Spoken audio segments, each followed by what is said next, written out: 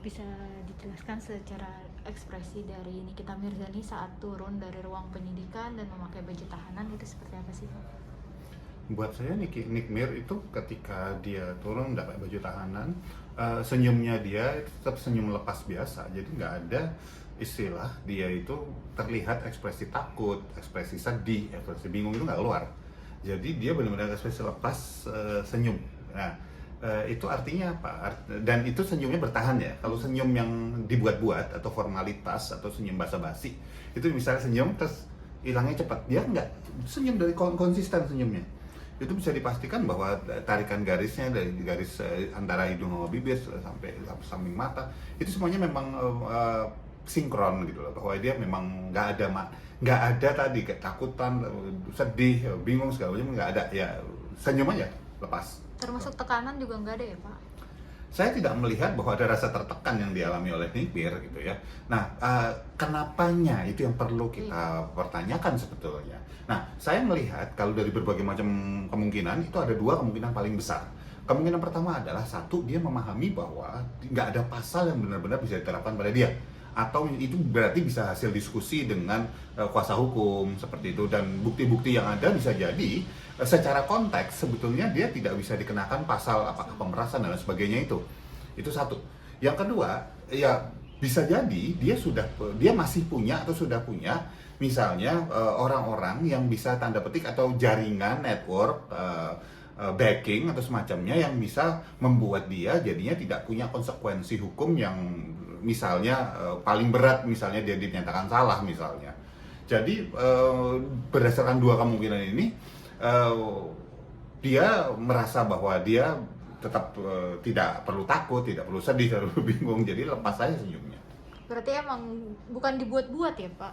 Enggak, senyumnya Nick Mirror dia dibuat-buat, memang lepas gitu aja. Berdasarkan kenapa? Dua kemungkinan besar tadi.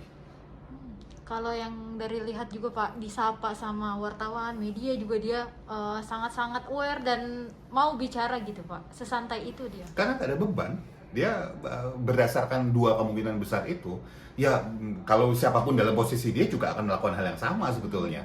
Dan bahkan itu sebetulnya yang menarik ya, banyak sekali orang-orang yang bersalah dari posisi yang punya posisi-posisi penting, punya uang, punya jaringan bagus, itu seperti Nick Mir juga sebetulnya. Mereka santai aja, Pak. Rompi oranye itu santai aja, nyaman aja. Apakah punya tahanan polisi, tahanan KPK, kejaksaan segala macam, mereka oke-oke santai-santai aja. Dan itu membuat saya jadi bertanya-tanya, orang-orang ini punya apa ya yang membuat dia merasa bahwa dirinya terlindungi. Itu yang perlu kemudian dijawab sebetulnya oleh para aparat penegak hukum, apakah itu polisi, apakah itu kejaksaan, apakah itu kehakiman, supaya masyarakatlah itu nggak selalu curiga kemudian.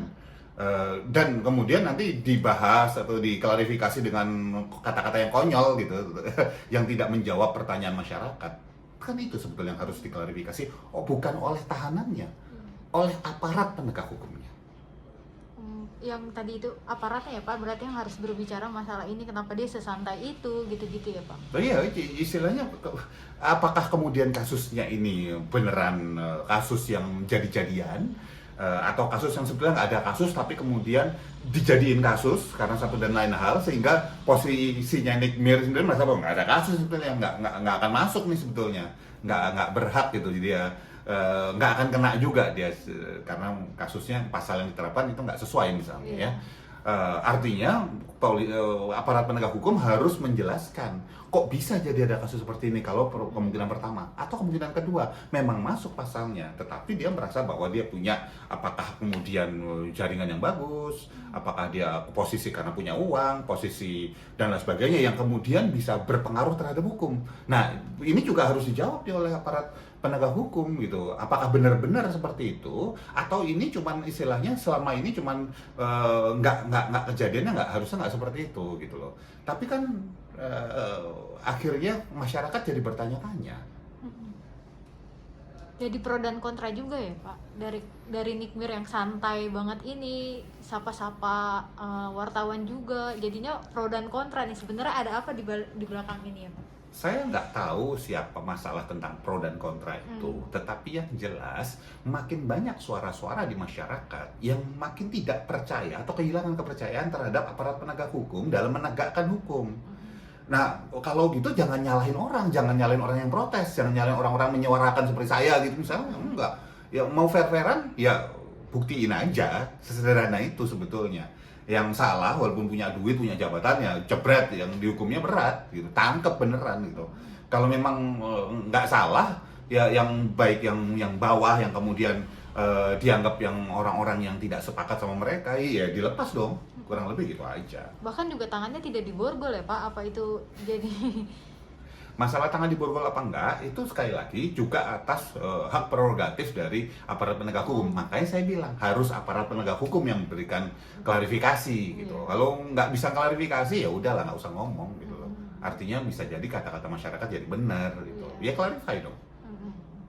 berarti yang sesantai itu emang mungkin udah bisa dibilang dia memegang kuncinya kali ya untuk dia fight di persidangan gitu. Ya tadi selalu cuma tuh dua kemungkinan tadi. Apakah satu dia merasa bahwa dia tahu bahwa dirinya tidak salah dan pasal yang dikenakan sebenarnya nggak sesuai sebenarnya dan bisa jatuh di pengadilan, nanti kalah di pengadilan yang lawannya. Atau yang kedua, dia merasa bahwa dia punya cukup dukungan, backing atau jaringan yang cukup bagus yang membuat dia kemudian nggak harus merasakan konsekuensi hukum kalaupun dia salah. Tinggal satu di antara dua ini, yang mana? Bisa salah satu, bisa nomor satu, bisa nomor dua, bisa dua-duanya. Karena memang kan sempat dia mengatakan kebal hukum gitu ya. Ya, apakah dia benar-benar kebal hukum? Kan semua orang berhak ngomong doang gitu, kebal hukum boleh gitu. Tapi apakah benar-benar kebal hukum apa tidak? Itu jadi pertanyaan. Tapi kalau ada orang-orang yang berani bicara seperti itu, saya juga akan mempertanyakan. Kok orang-orang ini berani? Artinya kan dia mungkin nggak cuma isapan jempol. Kalau satu dua orang yang ngomong, ya bisa jadi itu jawaban isapan jempol. Tapi kalau banyak orang yang kemudian tanda petik berani ngomong atau bertindak seolah-olah kebal hukum dan kemudian ternyata terbukti gitu, itu melukai hati masyarakat. Dan buat saya, aparat penegak hukum punya PR yang sangat besar di situ. Dan nggak usah cuman klarifikasi omong-omong doang gitu loh, buktiin aja kalau enggak. Berarti kalau dapat disimpulkan Pak, dari ekspresi Nikmir selama dia dari masuk ke ruang penyidik sampai dia keluar dengan menggunakan baju tahanan, itu dipastikan ya kalau kesimpulannya Pak?